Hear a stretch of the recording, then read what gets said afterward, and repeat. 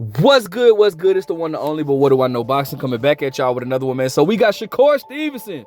They have finalized the deal. Shakur versus Zepeda. Shout out to both fighters, man. I'm so glad that we are getting this fight. I'm super excited. Now, if anybody watched my videos, they know I wanted Zepeda to fight Tank Davis. I thought that would have made for an excellent fight. And that seems to be the guys that Tank Davis likes to fight anyways. But I'm just as happy with this. Shakur gets a title, not a title fight because he holds the WBC belt, but Shakur gets a chance to fight or beat, I don't even like how I say that. Zepeda gets a chance at Shakur Stevenson. All right, now listen, I'm gonna go ahead and get into the article, but I'm gonna go ahead and talk about some things because a lot of people, I hear a lot of negative things about Shakur. A lot of people like to criticize Shakur, talk about, oh, he has pillow hands and pillow fisted, even though this is a guy, Zepeda, who was dropped by Tevin Farmer, who is a good boxer, but is definitely not known for any punching power, okay? Just keep that in your mind. All right, so let's go ahead and get into the article, and then I want to hear you guys' opinion. I'm going to drop my opinion right afterwards, all right? So stay tuned. All right, so shout out to BoxingScene.com. It says, Shakur Stevenson versus Zepeda title consolidation set for July 12th. Damn, I'm going to be in Florida when that fight goes on. I'm going to still watch it. I'm going to just have to bring my Roku with me. Shakur Stevenson and Zepeda have finally found a common ground. Their off-order matchup is finally a reality, as Boxing Scene has confirmed a deal was reached for their WBC lightweight title consolidation bout. A venue has not been specified, but the two will meet atop at Ring Magazine show in July 12th in New York City. On July 12th in New York City, as earlier reported by the publication and also confirmed by Zepeda side. Zepeda versus Shakur is on, exclaimed Oscar De La Hoya, the Hall of Fame former 6th Division titleist whose Golden Boy Promotions represents Zepeda. While further details were not yet revealed, Boxing Scene has learned that one discussed undercard slot could feature unified strawweight champion Oscar Collazo, who is 12-0 with 9 knockouts. You know, I'm gonna be honest with you, bro. Y'all call me wrong. Y'all can say, call me what you want, bro. But anything under than 122 pounds, I just am not interested in. The only fighters that I was interested in under 122 pounds was Guillermo Rigondeaux and Nonito Donaire. That's it. Like, I just find it, strawweight is like 106 pounds. I just find it very weird and creepy that a grown-ass man can weigh 106 pounds, bro. Like, it's like watching two little first-graders fight each other. I just don't care about that. Anyways, Mexico's Zepeda, who is 33-0 with 27 knockouts, holds the interim version of the belt and will enter his first major title fight. The attractive battle between unbeaten Southpaws was ordered for April 7th, with 30-day negotiation period assigned to reach terms. The order bout came just 2 days after Stevenson had disparaging remarks on the financial terms in a social media post directed at Turki Al-Sheikh, who will finance the July 12th show. Turki promised me a number, and now he's going way back on that number that he promised me, and is sending his towel boys to run me the info instead of telling me straight up what he's trying to do. Stevenson said on April 5th on his X account, "I don't bow down to nobody." Bow down he did, though, for the greater good. Excited about my next fight. It was a misunderstanding between Turki and the team, Stevenson posted on Wednesday. My apologies on my part overreacting. Let's work. And he tagged Turki Al-Sheikh. Stevenson, who was 27 years old, claimed the WBC lightweight strap in a November 2023 decision over Edwin De Los Santos, who is actually looking to fight Keyshawn Davis or whatnot. It's funny because that's actually the last time we've seen Edwin De Los Santos in the ring. But anyways, he then outpointed Artem Harakamukamaca last July 6th in his Newark hometown on the same night that Zepeda, who's 28, stopped Giovanni Cabrera in a separate show in Las Vegas. The mandatory title fight was ordered just 9 days later, and was due to head on an August 20th purse bid if a deal was not reached. The fighters instead went in a different direction. Stevenson signed with Matchroom Boxing and was due to defend his belt against a former 130-pound titleist Joe Cordina last October 12th on the Archer Better Beef Dimitri Bivol undercard in Riyadh, Saudi Arabia.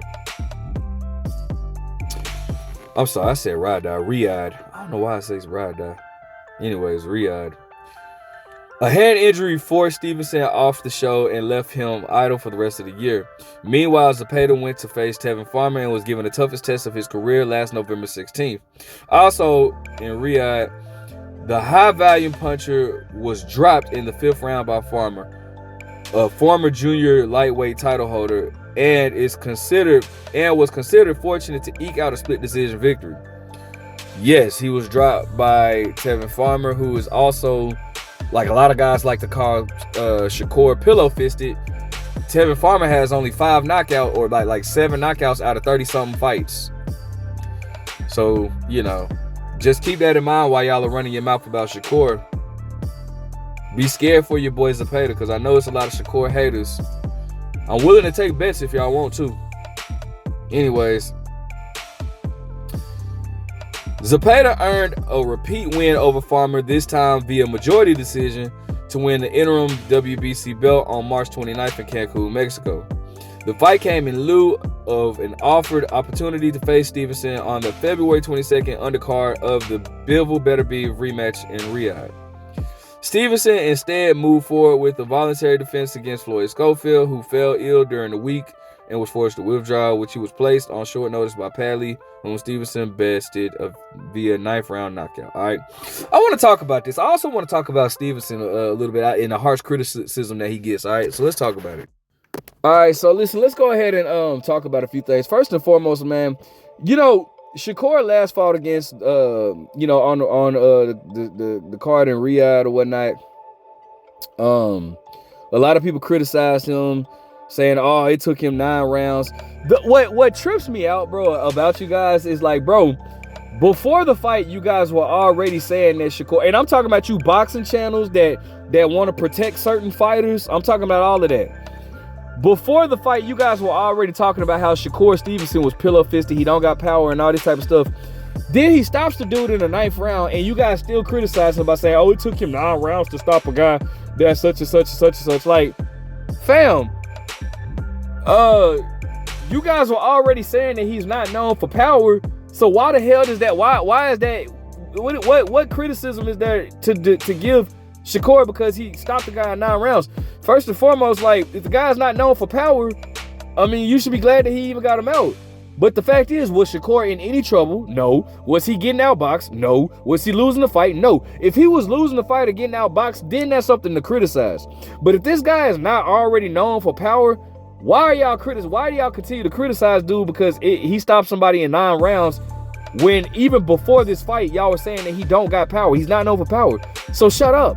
All right. Furthermore, I think that he beats William Zepeda. I don't think it's gonna be as easy as Oscar Valdez. However, I do feel like it's gonna be a similar fashion where he outpoints the hell out of him, bro. William Zepeda arguably lost to Tevin Farmer. Tevin Farmer is a great value version of Shakur Stevenson, in my opinion. Tevin Farmer is a very good boxer, very slick. Doesn't know how to control distance and range like Shakur. It doesn't have his fundamentals under him like Shakur. Shakur does a lot of great things, but it takes it takes somebody that's really into the sport to appreciate what Shakur does. Somebody like me that's literally in the sport, that understands the sport. All right.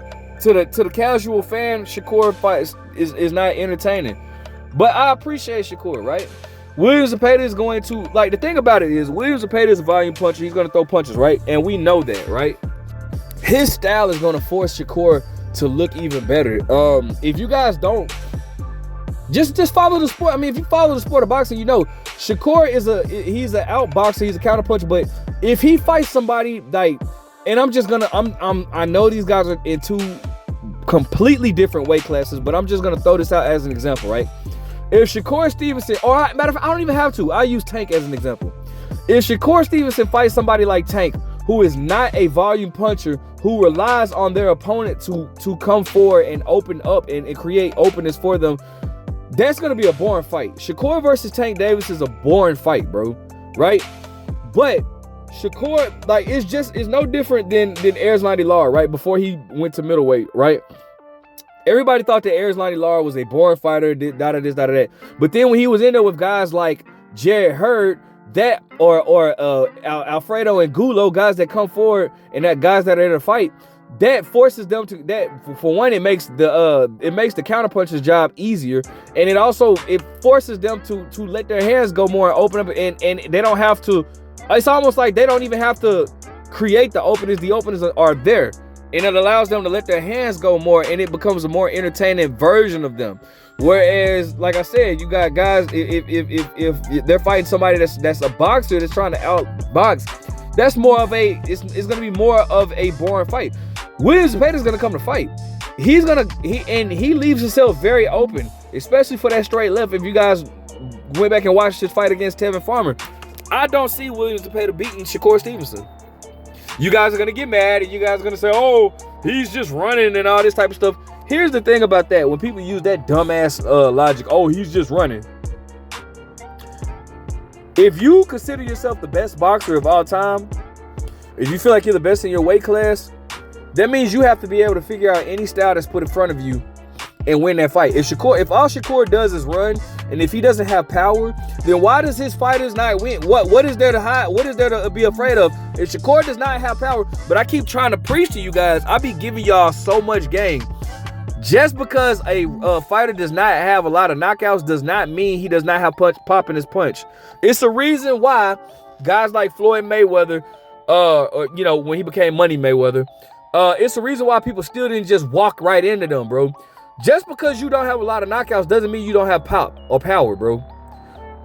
If Shakur did not have any power, bro, people would just walk right through him.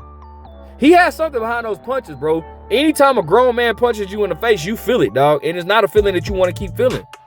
So people got to stop with that narrative. Otherwise, they would have been walked Shakur down, right? But they haven't for a reason. Two reasons. One, Shakur is the master of range and distance. And two, Shakur actually has pop in his punch. It's just he's not the best. He might not be the hardest hitter, and he doesn't he's not the best at finishing off his opponents. Simple as that. All right. But I got Shakur winning this fight clearly, and I'm willing to bet money. All right. Let me know what you guys think. Like, comment, subscribe. What do you see winning this fight? But what do I know?